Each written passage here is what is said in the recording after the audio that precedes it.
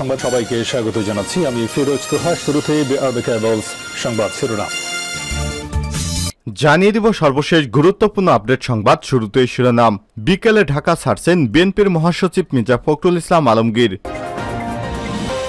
এরপর জানিয়ে দিব প্রধানমন্ত্রী শেখ হাসিনা বললেন, জনগণের ভোটে ক্ষমতা এসেছে আমরা।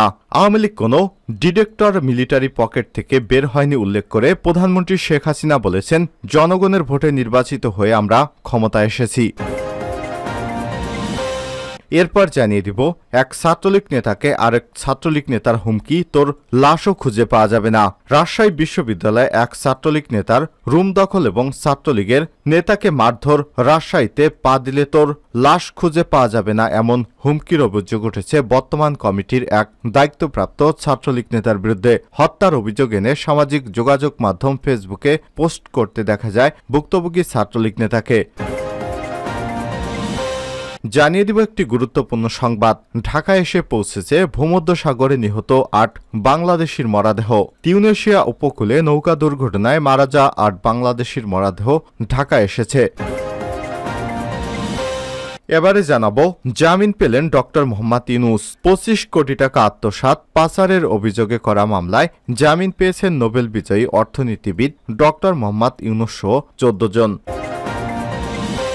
এবং সর্বশেষ জানিয়ে দিব, তুরস্কে মে দিবসে বিক্ষোভে পুলিশের সঙ্গে সংঘর্ষ। তুরস্কের ইস্তানবুলে মে দিবসের দিন বিশাল প্রতিবাদ করে বিক্ষোভকারীরা। পরিস্থিতি নিয়ন্ত্রণে আনতে গ্যাস, রাবার বুলেট ব্যবহার করেছে দেশটির পুলিশ। গ্রেপ্তার করেছে অন্তত 200 জন মানুষকে। এদিকে ইস্তানবুলের অনেক রাস্তায় বন্ধ করে দিয়েছে পুলিশ। খবর ডয়েচে ভেলের। প্রিয় দর্শক, এতক্ষণ শুনছিলেন সংবাদ শিরোনাম, এবারে বিস্তারিত। তবে তার আগে অনুরোধ থাকবে, আপনি কোন স্থান থেকে আমাদের সংবাদটি দেখছেন কমেন্ট করে জানিয়ে দিন এই সংবাদ সম্পর্কে আপনার মূল্যবান মতামত। প্রিয় দর্শক, আপনি যদি আমাদের চ্যানেলে নতুন হয়ে থাকেন, ভিডিওটি দেখতে দেখতে চ্যানেলটি সাবস্ক্রাইব করে রাখুন, যাতে করে আমাদের লেটেস্ট আপডেট সংবাদগুলো সবার আগে আপনার কাছে পৌঁছে যায়। এবারে বিস্তারিত। বিকেলে ঢাকা ছাড়ছেন মির্জা ফখরুল।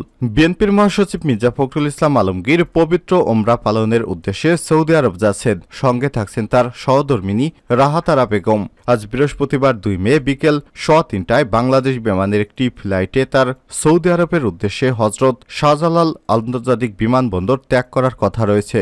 এসব তথ্য জানিয়ে বিএনপির মিডিয়া সেলের সদস্য সাইরুল কবির খান বলেছেন, পবিত্র ওমরা পালন শেষে আগামী 8 মে বিএনপির মহাসচিব এবং তার সহধর্মিনীর দেশে ফেরার কথা রয়েছে। জনগণের ভোটে ক্ষমতা এসেছে আওয়ামী লীগ বলছেন প্রধানমন্ত্রী শেখ হাসিনা।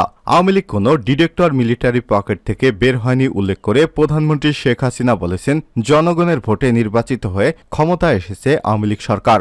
বৃহস্পতিবার 2 মে থাইল্যান্ড সফরে নিয়ে আয়োজিত সংবাদ সম্মেলনে তিনি এসব কথা বলেছেন। এর আগে বেলা 11টায় প্রধানমন্ত্রীর সরকারি বাসভবন গণভবনে এই সংবাদ সম্মেলন শুরু হয়। প্রধানমন্ত্রী বলেন, এদেশের মানুষের মুক্তির জন্যই আওয়ামী লীগের জন্ম হয়েছে। আওয়ামী লীগ সবসময় মানুষের কল্যাণে কাজ করে, আর বিএনপি মানুষের ভোটের অধিকার কেড়ে নেয়। মিয়ানমারে চলমান যুদ্ধ পরিস্থিতি নিয়ে সবাই উদ্বিগ্ন উল্লেখ করে শেখ হাসিনা বলেন, মিয়ানমারের এই বিষয়টি নিয়ে সবাই উদ্বিগ্ন। বর্তমান যে পরিস্থিতি সেখানে চলছে সেটা নিয়ে থাইল্যান্ডেও বেশ উদ্বিগ্ন। তবুও রোহিঙ্গা প্রত্যাবাসনে চেষ্টা চলবে, এতটুকু আশ্বাস থাই প্রধানমন্ত্রী দিয়েছেন। তিনি বলেন, ফিলিস্তিনে অব্যাহত গণহত্যা, মিয়ানমারে চলছে সংঘাত, রোহিঙ্গা সমস্যা নিরসন, বিশ্বে চলমান সংঘাত বন্ধে বিশ্ব সম্প্রদায়কে একযোগে কাজ করার আহ্বান জানিয়েছেন তিনি। প্রধানমন্ত্রী থাইল্যান্ডে 6 দিনের সরকারি সফর শেষে 29 এপ্রিল ব্যাংকক থেকে দেশে ফিরেছেন। সফরকালে শেখ হাসিনা গভর্নমেন্ট হাউসে থাই প্রধানমন্ত্রীর কার্যালয় থাই প্রধানমন্ত্রী স্লেথা থাবিসিনের সঙ্গে দ্বিপাক্ষিক বৈঠক করেছেন। বৈঠক শেষে 2 নেতার উপস্থিতিতে বাংলাদেশ ও থাইল্যান্ডের মধ্যে ভিসা অব্যাহতি, জ্বালানি সহযোগিতা, পর্যটন এবং শুল্ক সংক্রান্ত বিষয় এবং মুক্ত বাণিজ্য চুক্তির FTA আলোচনার বিষয় 5টি দ্বিপাক্ষিক নথি সই হয়েছে।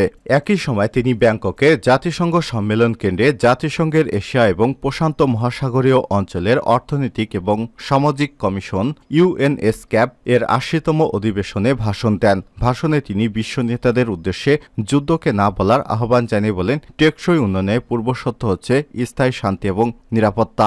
একই দিন প্রধানমন্ত্রী শেখ হাসিনার সঙ্গে জাতিসংঘের আন্ডার সেক্রেটারি এবং অর্থনৈতিক ও সামাজিক কমিশন এশিয়া প্যাসিফিক অঞ্চলের নির্বাহী সচিব আর্মিডা সালসিয়া আলিশাবানা সৌজন্য সাক্ষাৎ করেছেন। ছাত্রলীগ নেতাকে হুমকি, তোর লাশও খুঁজে পাওয়া যাবে না। রাজশাহী বিশ্ববিদ্যালয়ে এক ছাত্রলীগ নেতার রুম দখল এবং রাজশাহীতে পা দিলে তার লাশও খুঁজে পাওয়া যাবে না এমন হুমকির অভিযোগ উঠেছে বর্তমান কমিটির এক দায়িত্বপ্রাপ্ত ছাত্রলীগ নেতার বিরুদ্ধে। হত্যার অভিযোগ এনে সামাজিক যোগাযোগ মাধ্যম ফেসবুকে পোস্ট করতে দেখা যায় ভুক্তভোগী ওই ছাত্রলীগ নেতাকে। ভুক্তভোগী ছাত্রলীগ নেতা হলেন তাজবিউল হাসান অপূর্ব। তিনি বিশ্ববিদ্যালয় শাখা মকতুম হল শাখা ছাত্রলীগের বর্তমান সভাপতি। তিনি বিশ্ববিদ্যালয় শাখা ছাত্রলীগের সাবেক সাধারণ সম্পাদক ফয়সাল আহমেদ রুনুর অনুসারী ছিলেন। এদিকে অভিযুক্ত ছাত্রলীগ নেতা হলেন মোহাম্মদ মিনহাজুল ইসলাম। তিনি বিশ্ববিদ্যালয়ের আইন এবং ভূমি প্রশাসন বিভাগের 2015-16 সেশনের শিক্ষার্থী। তিনি হাবিবুর রহমান হল শাখা ছাত্রলীগের সহসভাপতি এবং হলের বর্তমান দায়িত্বপ্রাপ্ত নেতা। তিনি বিশ্ববিদ্যালয় শাখা ছাত্রলীগের সভাপতি মুস্তাফিজুর রহমান বাবুর অনুসারী। এ ঘটনা ছাড়াও মিনহাজ বিশ্ববিদ্যালয়ে বিভিন্ন অপকর্মের সাথে যুক্ত আছেন বলে অভিযোগ রয়েছে। তেলাপোকার ভয় দেখে 5 বছর ধরে ক্যান্টিনে ফ্রিতে খাওয়া, সিট থেকে বৈধ শিক্ষার্থীদের নামিয়ে দেয়া, চাঁদাবাজি সহ বিভিন্ন অভিযোগ রয়েছে তার বিরুদ্ধে। তবে তার বিরুদ্ধে এখন পর্যন্ত যথাযথ কোনো ব্যবস্থা নিতে দেখা যায়নি বিশ্ববিদ্যালয় প্রশাসনকে। ভুক্তভোগী ছাত্রলীগ নেতা সামাজিক যোগাযোগ মাধ্যম ফেসবুকে ক্ষোভ প্রকাশ করে লিখেছেন, আমি দীর্ঘদিন হল ছাত্রলীগের সভাপতির দায়িত্ব পালন করেছি।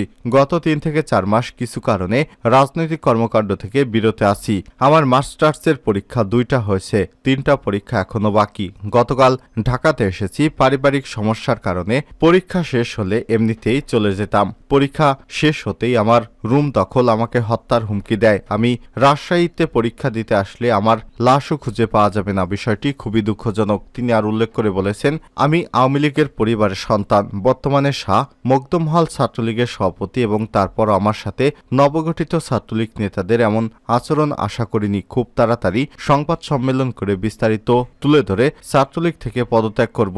ভালো থাকুক আমার রাজশাহী বিশ্ববিদ্যালয় ছাত্রলীগ। এ বিষয়ে জানতে চাইলে ভুক্তভোগী ছাত্রলীগ নেতা অপূর্ব বলেন, আমার পড়াশোনা শেষ না হতেই মিনহাজের নেতৃত্বে আমার রুমে তালা মারা হয়। এ নিয়ে আমি মিনহাজকে কল দিলে আমাকে বিভিন্নভাবে হুমকি দেয়। সে বিশ্ববিদ্যালয়ের সভাপতি হয়ে সকল হলের নেতৃত্ব দিচ্ছি, আমি যা চাই তাই করতে পারি বলে আমাকে জানায় মিনহাজ। আমি এ নিয়ে ছাত্রলীগের সভাপতি মুস্তাফিজুর রহমান বাবু ভাইকে কল দিলে উনি উল্টো মিনহাজের হয়ে কথা বলে এবং বিষয়টি কোনো পর্যায়ে নিয়ে যাবেন বলে আমাকে হুমকি দেয়। এক পর্যায়ে মিনহাজ আমাকে পরীক্ষা দিতে আসলে হত্যার হুমকি দেয়। এ নিয়ে রাজশাহীতে এসে সংবাদ সম্মেলন করব বলে জানান তিনি। এ বিষয়ে জানতে চাইলে অভিযুক্ত ছাত্রলীগ নেতা মিনহাজুল ইসলাম বলেন, এই ঘটনার সাথে আমার কোনো রকম সংশ্লিষ্টতা নেই। যদি সে আমার বিরুদ্ধে অভিযোগ করেই থাকে তাহলে আমি আইনগত ব্যবস্থা নেব। এ বিষয়ে বিশ্ববিদ্যালয় শাখা ছাত্রলীগের সভাপতি মুস্তাফিজুর রহমান বাবু বলেন, আমি এ বিষয়টি নিয়ে পুরোপুরি অবগত নই, তবে কিছুটা শুনেছি। আমি ক্যাম্পাসের বাইরে আছি, ক্যাম্পাসে গিয়ে বিষয়টি শুনে তারপর সমাধান করার চেষ্টা করব বলে জানান তিনি। ঢাকায় পৌঁছেছে ভূমধ্যসাগরে নিহত 8 বাংলাদেশির মরদেহ। বৃহস্পতিবার 2 মে বেলা 12:30টার দিকে মরদেহবাহী সোফিয়া এয়ারলাইন্সের এসবি 808 ফ্লাইটটি হজরত শাহজালাল আন্তর্জাতিক বিমানবন্দরে পৌঁছায় বলে জানা যায়। এর আগে মঙ্গলবার 30 এপ্রিল মৃতদেহগুলো তিউনিসিয়া আন্তর্জাতিক বিমানবন্দর কর্তৃপক্ষের নিকট হস্তান্তর করা হয়। ওই সময় সেখানে উপস্থিত ছিলেন তিউনিসিয়ায় নিযুক্ত বাংলাদেশের অনাবাসিক রাষ্ট্রদূত মেজর জেনারেল আবুল হাসনাত মোহাম্মদ খায়রুল বাশার এবং দূতাবাসের মিনিস্টার শ্রম গাজী মোহাম্মদ আসাদুজ্জামান কবির। মরদেহগুলোর মধ্যে রয়েছে মাদারীপুর জেলার 5 জন। তারা হলেন সজল, নয়ন বিশ্বাস, মামুন শেখ, কাজী সজীব এবং কায়সার খলিল। অবশিষ্ট 3 জন গোপালগঞ্জ জেলার। তারা হলেন রিফাত, রাসেল, ইমরুল কায়েস আপন। চলতি বছরের ফেব্রুয়ারি মাসে মাঝামাঝি ভূমধ্যসাগর পাড়ি দিয়ে ইউরোপ গমনের চেষ্টাকালে তিউনিসিয়া উপকূলে দুর্ঘটনার কবলে পড়ে 8 বাংলাদেশির মৃত্যু হয়। গত 14 ফেব্রুয়ারি এটি অভিবাসী দল নৌকায় করে স্থানীয় সময় রাত 11:30টায় লিবিয়া জোয়ারা উপকূল থেকে ইউরোপের উদ্দেশ্যে যাত্রা শুরু করে। যাত্রাপথে নৌকাটি তিউনিসিয়ার উপকূলে গেলে মধ্যরাত 4:30 ডুবে যায়। নৌকাটিতে মোট 53 জন ছিল। এদের মধ্যে 52 জন যাত্রী এবং 1 জন ছিলেন নৌকার মাঝি। দুর্ঘটনার পর তাদের মধ্যে 44 জনকে জীবিত অবস্থায় উদ্ধার করা হয়েছে। এদের মধ্যে 27 জন বাংলাদেশি নাগরিক রয়েছে। বাকিদের মধ্যে পাকিস্তানের 8 জন, সিরিয়ার 5 জন, মিশরের 3 জন নৌকা চালক রয়েছে। ওই ঘটনায় নৌকায় থাকা 9 জন যাত্রী মারা গেছে। তাদের মধ্যে 8 জন বাংলাদেশি নাগরিক। নিহত অপর ব্যক্তি পাকিস্তানি নাগরিক। নিহত বাংলাদেশিরা হলেন মামুন শেখ, সজল বৈরাগী, নয়ন বিশ্বাস, রিফাত শেখ, সজীব কাজী, ইমরুল কায়েস আপন, মোহাম্মদ কায়সার ও রাসেল শেখ। তারা সবাই মাদারীপুরের বাসিন্দা। ব্র্যাকের সহযোগিতায় পরিচালক মাইগ্রেশন এবং ইউথ প্ল্যাটফর্ম শরীফুল হাসান জানান, এই নৌকায় থাকা আরও 11 বাংলাদেশি দেশে ফিরেছেন। তাদের মধ্যে মাদারীপুর রাজৈর উপজেলার 2 জন ব্র্যাকের সঙ্গে যোগাযোগ করে তারা অভিযোগ করেন ওই 8 জন বাংলাদেশিকে হত্যা করা হয়েছে। এই ঘটনায় যেহেতু একটা মামলা হয়েছে, আইনশৃঙ্খলা রক্ষাকারী বাহিনীর তদন্তের বিস্তারিত উঠে আসবে আশা করছি। পুলিশ জানিয়েছে, এই ঘটনায় ঢাকার বিমানবন্দর থানায় একটি মামলা করে নিহত সজল বৈরাগীর বাবা। মামলায় 2 আসামিকে গ্রেপ্তার করা হয়েছে। সংঘবদ্ধভাবে খুনের 302/34 ধারা এবং মানব পাচার প্রতিরোধ আইন গত 19 এপ্রিল মামলায় দায়ের করার 2 দিন পরই তাদের আটক করা হয়। মামলার এজাহারে সুনীল বৈরাগী অভিযোগ করে বলেন, তার ছেলে সজল বৈরাগী উন্নত জীবনের আশায় ইতালি যেতে ইচ্ছুক ছিলেন। সজলের পূর্ব পরিচিত যুবরাজ কাজী 24 এবং লিবিয়ায় অবস্থানরত মোশারেফ কাজী 14 লক্ষ টাকার বিনিময়ে তাদের বৈধ পথে ইটালি প্রেরণের প্রস্তাব দেয়। সজল বৈরাগী এবং তার পরিবার এই প্রস্তাবে রাজি হয়। 2 পক্ষের সম্মতিক্রমে 17 নভেম্বর যুবরাজ কাজীর গোপালগঞ্জের বাসায় 2.5 লক্ষ টাকা এবং পাসপোর্ট দেয় সজল। 30 ডিসেম্বর তাকে শাহজালাল আন্তর্জাতিক বিমানবন্দরে নেওয়া হয়। বিমানবন্দরে প্রবেশের আগে বাড়ি থেকে নামার আগেই সজলের কাছ থেকে আরও নগদ 5 লক্ষ টাকা নেন যুবরাজ কাজী। 31 ডিসেম্বর সকাল 6টায় দুবাই রওনা হন তিনি। 8 জানুয়ারি গোপালগঞ্জের বাসায় গিয়ে যুবরাজ কাজীর হাতে আরও 6.5 লক্ষ টাকা দিয়ে আসেন